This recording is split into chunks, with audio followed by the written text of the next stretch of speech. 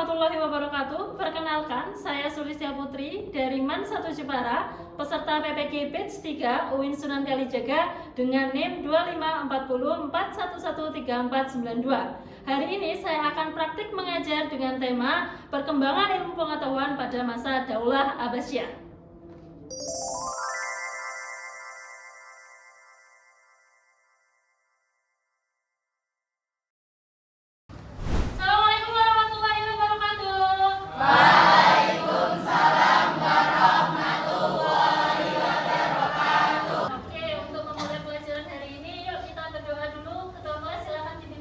Berdoa dimulai.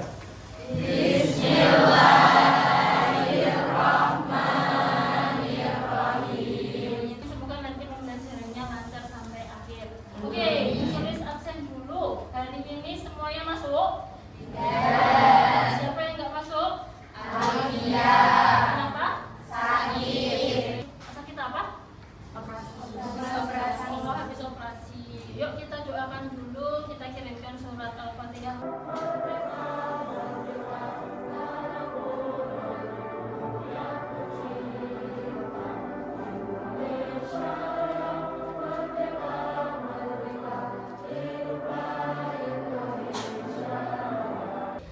Kemarin kita sudah mempelajari tentang dinasti Abbasiyah, betul? Betul. Siapa pemimpin Abbasiyah yang paling terkenal? Harun al-Rashid. Berarti masih ingat semuanya. Tujuan pembelajaran kita hari ini ada dua. Yang pertama adalah kalian mampu menganalisis perkembangan dinasti Abbasiyah, terutama dalam hal ilmu pengetahuannya. Dan yang kedua, diharapkan nanti kalian juga bisa meneladani tokoh-tokoh dinasti Abbasiyah yang sangat luar biasa. Nah, untuk mengukur kemampuan kalian, lakukan pretest dulu. Yuk, pretestnya menggunakan quizzes ya. Monkey sama penguin. Yuk, ini tadi ini duel antara monkey sama penguin. Sudah 27 partisipan, ya, yang lain ditunggu. Yang terkendala. Ya. Dan semua.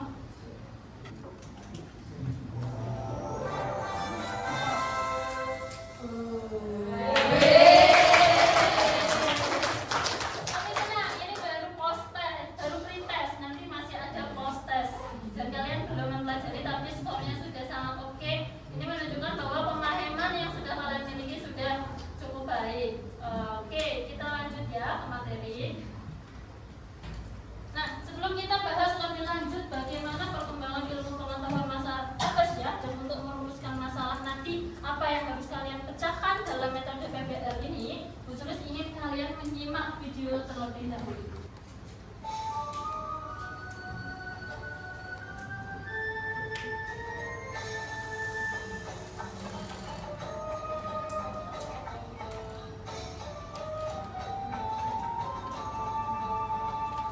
Muslim mengendalikan banyak pusat pembelajaran penting di dunia kuno. Kota-kota seperti Alexandria yang dulunya merupakan rumah bagi perpustakaan besar, kini hanya bayangan dari dirinya yang dulu. Gandiapur yang merupakan rumah bagi akademi besar. Banyak alumni akademi ini kemudian bekerja di rumah kebijaksanaan di Baghdad. Dari kota-kota tua ini, umat Islam mewarisi koleksi buku dan manuskrip yang sangat banyak yang ditulis terutama dalam bahasa Yunani, Persia, Ibrani, Arab, dan sebagian Latin. Para cendekiawan menerjemahkan buku-buku ini untuk melestarikan pengetahuan mereka. Mereka menerjemahkan buku-buku ini ke dalam bahasa Arab. Sejumlah besar karya Yunani kuno hanya ada saat ini karena gerakan ini. Saya bahkan pernah membaca di suatu tempat bahwa seorang juru tulis yang menerjemahkan sebuah buku diberi buku itu seberat emas. Dr. Kristen yang saya sebutkan sebelumnya, Gunan Isa Galabadi, dikenal sebagai syekh para penerjemah karena ia menerjemahkan banyak buku dari bahasa Yunani ke bahasa Arab, termasuk Republik Karya Plato.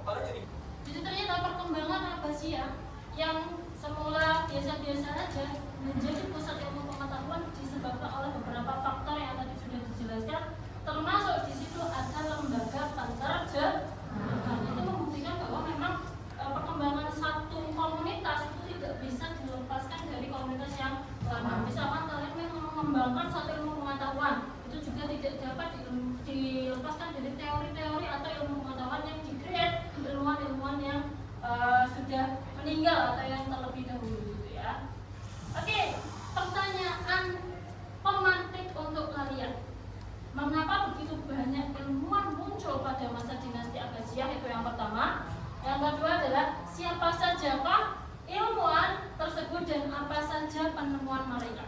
Oleh karena itu nanti kelasnya akan dibagi menjadi beberapa kelompok sesuai dengan topik atau sesuai dengan ilmuwan-ilmuwan yang muncul pada masa dinasti Abbasiyah. Tapi sebelumnya Bu Sulis fokuskan dulu permasalahannya yang akan kalian pecahkan itu apa. Nanti yang pertama kalian harus memecahkan permasalahan tentang faktor-faktor apa saja yang menyebabkan berkembangnya ilmu pengetahuan pada masa dinasti Abbasiyah. Dan yang kedua, bidang-bidang ilmu apa saja yang berkembang pada masa itu. Yang ketiga adalah bagaimana peran ilmuwan muslim dan kontribusinya hingga saat ini. Pastikan ada hubungannya. Dulu menciptakan angka biner, oh ternyata itu digunakan untuk pemrograman HP yang kalian pakai dan seterusnya. Oke, selanjutnya silakan kumpul dengan kelompok masing-masing. Kita mulai diskusinya. Yuk, kumpul dengan kelompok masing-masing.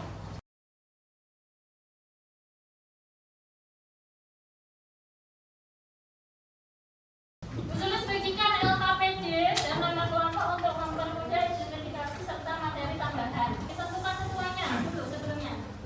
Tentukan ketuanya dulu. Sudah. Al-Kindi, ketuanya silakan maju Al-Kindi. Al-Farabi, mana Al-Farabi? Yang ketiga adalah Al-Khawarizmi.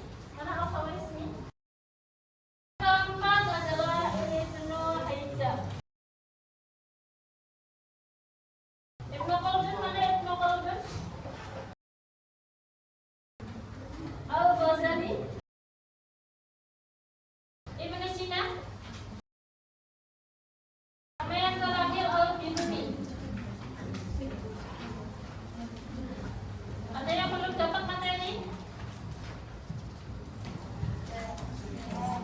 Ya. Nah, silakan di situ ada kolom-kolom. Sudah di videonya sudah ada kolom-kolom. Silakan kolomnya diisi. Yang pertama adalah tentang apa itu? Faktor.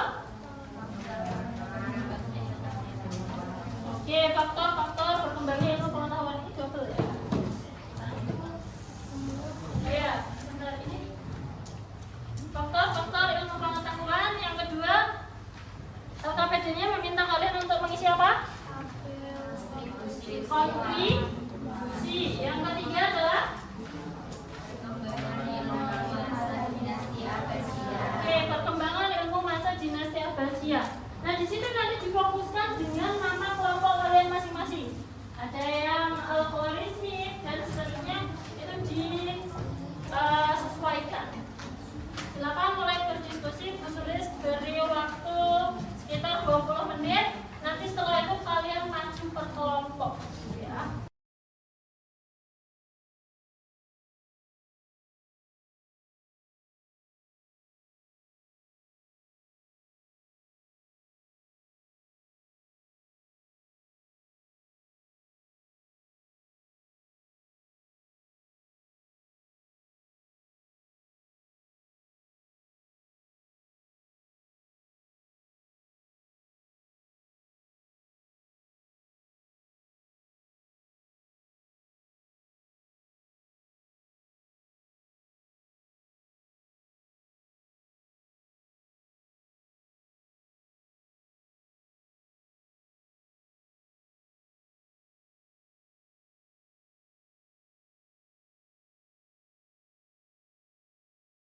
Dicukupkan ya, dicukupkan, dihentikan. Sudah cukup sampai situ, kita lanjutkan diskusi. Oke, siapa yang mau maju duluan? Silakan, boleh. Ada, tunjuk.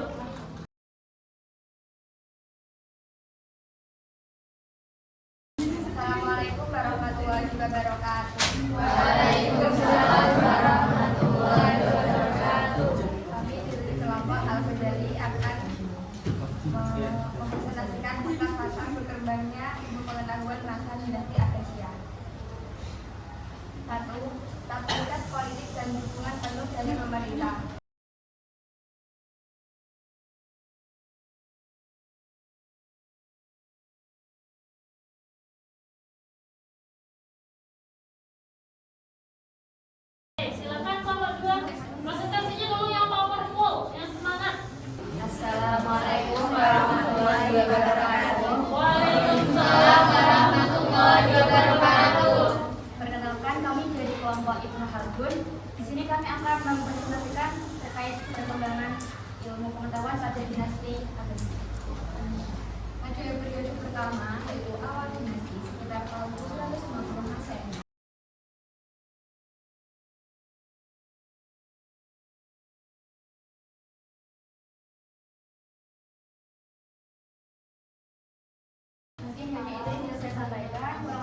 Mohon maaf. Wassalamualaikum warahmatullahi wabarakatuh. Waalaikumsalam.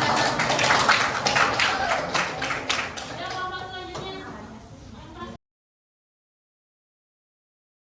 Assalamualaikum warahmatullahi wabarakatuh. Waalaikumsalam warahmatullahi wabarakatuh. Kami dari kelompok Al-Kindi akan mempresentasikan hasil diskusi kami. Awal dinasti sekitar 750 Masehi. Berdirinya dinasti Abbasiyah oleh Abu Abbas As-Sofa dan Al-Mansur membangun Baghdad sebagai ibu kota.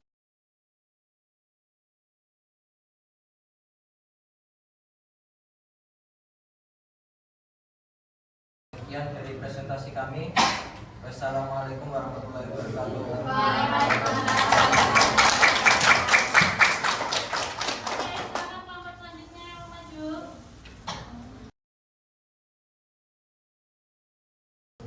Assalamualaikum warahmatullahi wabarakatuh. Waalaikumsalam warahmatullahi wabarakatuh. Saya dari kelompok Al-Marisli akan mempresentasikan puncak keemasan ilmu pengetahuan di masa dinasti Abbasiyah dan perkembangan ilmu masa dinasti Abbasiyah.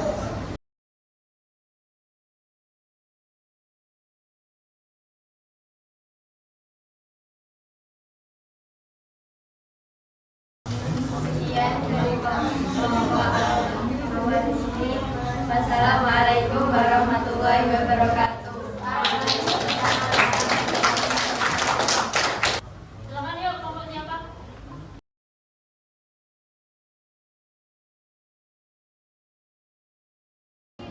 Assalamualaikum warahmatullahi wabarakatuh. Waalaikumsalam warahmatullahi wabarakatuh. Kami dari kelompok Ibnu Ekam izin mempresentasikan hasil diskusi kami. Oke, fokus. Kontribusi dan peranan Ibnu Ekam. 1. Menulis kitab Al-Majid, buku tentang fisika.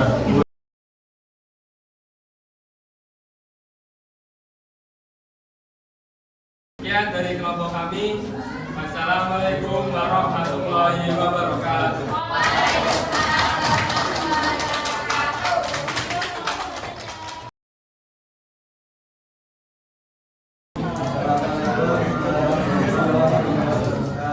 Waalaikumsalam warahmatullahi wabarakatuh. Kami dari kelompok Al-Marisli mempresentasikan hasil diskusi kami. Oke, silakan. Presentasi filsafat Yunani dan Islam.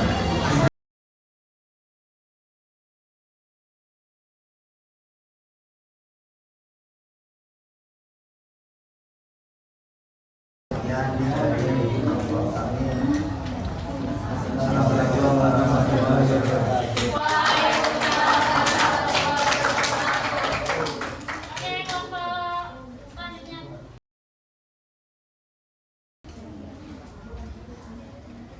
Assalamualaikum warahmatullahi wabarakatuh. Waalaikumsalam warahmatullahi wabarakatuh.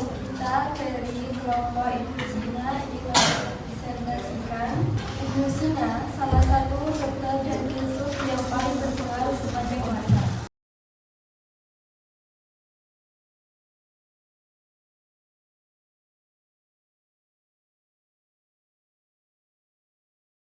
Assalamualaikum